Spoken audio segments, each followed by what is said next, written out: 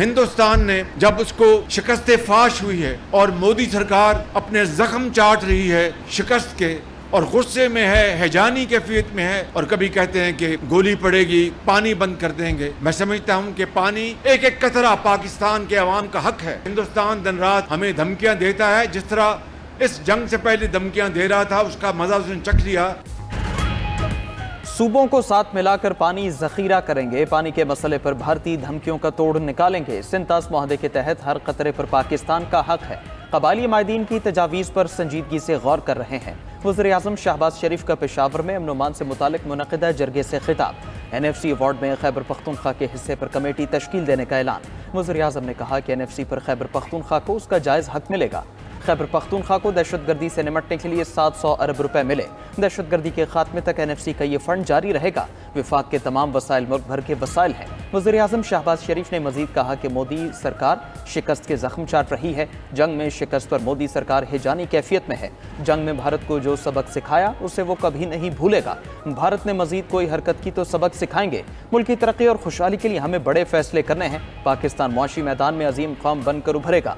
Field marshal Saeed Asim Munir और governor Khyber Pakhtunkhwa Faisal करीम कुंडी भी जरगे में मौजूद थे।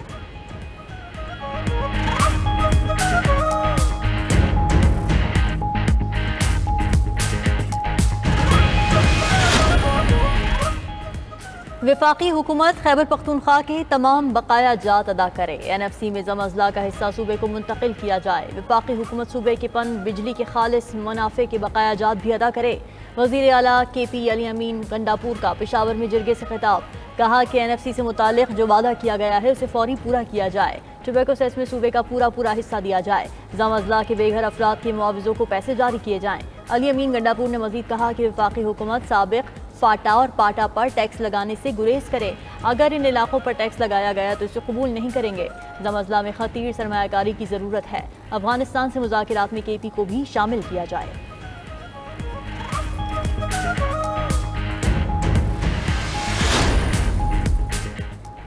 कराची की मलीर जेल से 216 कैदी फरार, 80 दोबारा गिरफ्तार। जेल से फरार 129 कैदियों का ताहाल कुछ पता न चल सका। कैदियों ने अहलकारों से असलहा छीन कर फायरिंग की। फायरिंग के तबादले में कैदी हलाक, 3 जख्मी हुए।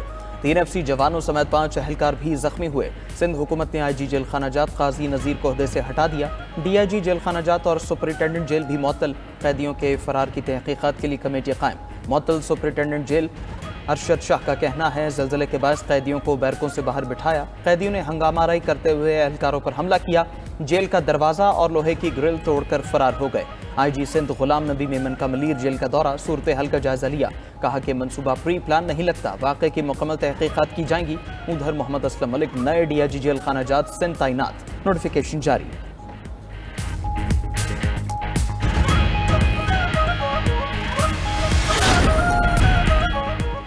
बिलावल भुट्टो की बैरून मुल्क कामयाब सिफारतकारी का सिलसिला जारी। चेयरमैन पीपल्स पार्टी अक़वाम मुत्तहिदा पहुँच गए। बिलावल भुट्टो की सलामती काउंसिल की सदर और गियाना की मुस्तकिल नुमाइंदा कैरोलिन रॉड्रिग्स ब्रिकेट से मुलाकात।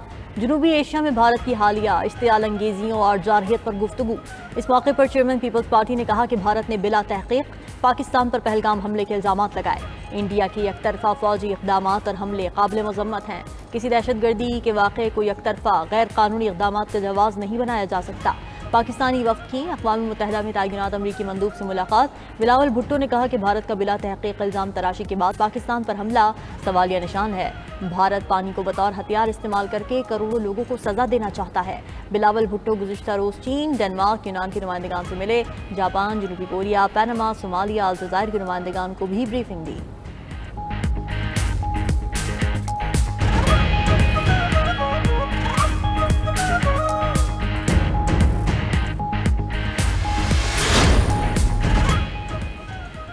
भारतीय जारहियत और प्रोपेगेंडे को सिफारती महाज पर बेनकाब करने का मिशन। वज़ीर-ए-आज़म शहबाज शरीफ के मुआविन खुसूसी तारिक फातमी का दौरा रूस।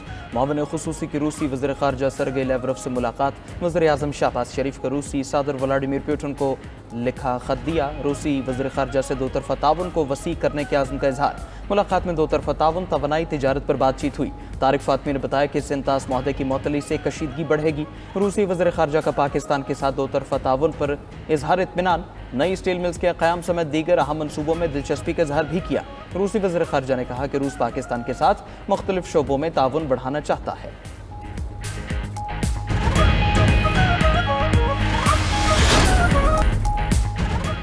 मोदी सरकार तनकीद से डर गई। भारतीय जनरल अनिल चौहान के तैयारे गिरने के एतराफ़ के बाद भी मोदी सरकार की ढिठाई बरकरार। मोदी सरकार ने अपोजिशन का पार्लियामेंट इजलास बुलाने का मुतालबा मुस्तरद कर दिया।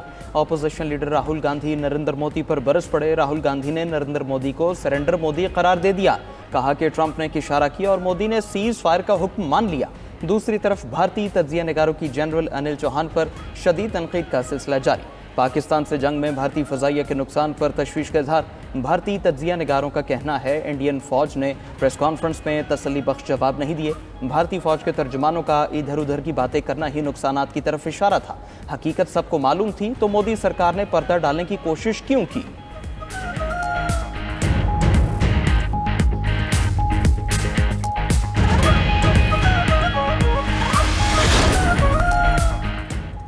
बानी पीटीआई को पैट्रन इन चीफ बना दिया गया। बानी पीटीआई पैट्रन इन चीफ और मैं पार्टी चेयरमैन रहूंगा। चेयरमैन पीटीआई बैरिस्टर गौहर की बानी पीटीआई से मुलाकात के बाद मीडिया से गुफ्तगू। कहा कि बानी चेयरमैन ने कहा इस्लामाबाद के बजाय पूरे मुल्क में एहतजाज होगा। बानी पीटीआई ने कहा एहतजाजी तहरीक को वो खुद लीड करेंगे। एहतजाजी तहरीक के लिए तमाम हिदायत उमर अयूब को दी जाएंगी। इस बार अली अमीन गंडापुर को एहतजाज की जिम्मेदारी नहीं दी गई। अली अमीन गंडापुर केपी में गवर्नेंस पर फोकस करेंगे। अभी भी चाहता हूं मसाइल बातचीत से हल हों। बानी ने एस्टैब्लिशमेंट से मुज़ाकरात का ऑपरेशन खुला रखा है।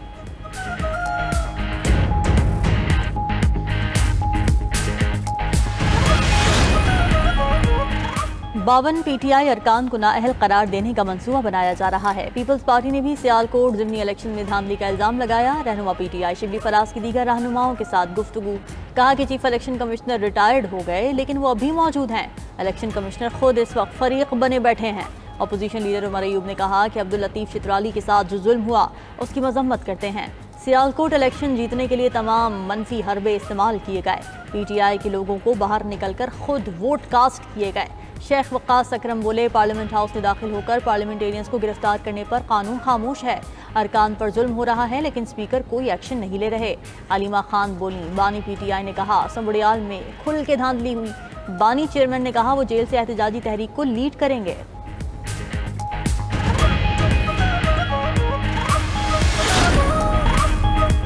वज़ीर आला पंजाब की ज़ेर सदारत सूबाई काबीना के इजलास में अहम फैसले। वज़ीर आला ने पंजाब की पावर कंपनीज का टैरिफ कम करने की मंजूरी दे दी। मरीम नवाज के हुक्म पर टैरिफ में 30 से 40% तक कमी हो सकेगी। सूबाई काबीना ने कायदे आज़म थर्मल पावर प्राइवेट लिमिटेड और Punjab thermal power private limited के टैरिफ में कमी की मंजूरी दी। वज़ीर आला पंजाब का कहना है कि लोग मुस्लिम लीग नून पर एतमाद करते हैं। हम जो कहते हैं करके दिखाते हैं। पंजाब की पहली air Punjab private limited company के क़याम की मंजूरी। मरीम नवाज ने साल के अंदर एयर पंजाब शुरू करने का टारगेट दे दिया। पंजाब काबीना की चीफ मिनिस्टर वेट प्रोग्राम 2025 की मंजूरी। वज़ीर आला पंजाब ने कहा कि गंदम के काश्तकारों को बहुत बड़ा पैकेज देने जा रहे हैं। पंजाब जर्नलिस्ट हाउसिंग फाउंडेशन को 40 करोड़ रुपए ग्रांट की मंजूरी। Lahore press club housing scheme phase 2 की अराजी के लिए रूडा को अदायगी होगी।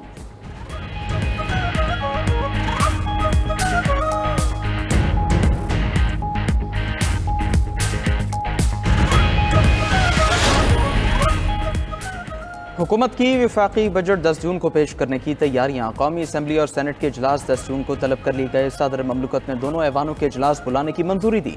कौमी असम्बली का इजलास 10 जून को शाम 5 बजे होगा। सेनेट का इजलास 10 जून शाम 6 बजे तलब किया गया है। सेनेट में भी 10 जून को बजट की कॉपियां टेबल की जाएंगी।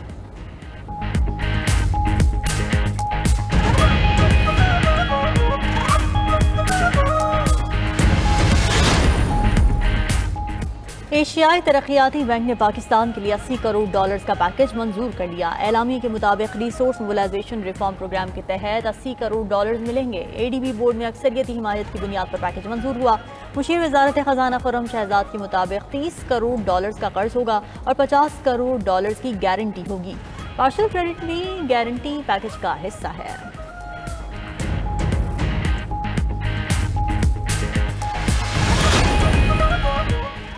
बरतानवी वज़ीर-ए-आज़म कीयर स्टारमर ने रूस को बड़ा खतरा करार दे दिया। दिफाई बजट में बड़े इजाफे का ऐलान। एटमी हथियारों पर 15 अरब पाउंड इजाफी खर्च करने का बता दिया। अमेरिका से F-35 लड़ाका तैयारे खरीदने पर भी गौर।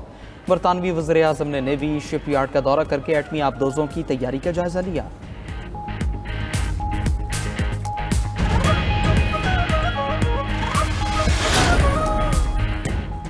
जनूबी कोरिया में नए सदर के इंतखाब के लिए पोलिंग का अमल जारी। जनूबी कोरिया में इंतखाबात साबिक सदर योन सेक येओल की बरतरफी के बाद हो रहे हैं। सदर योन सेक को मार्शल लॉ की नाकाम कोशिश पर ओहदे से हटाया गया था।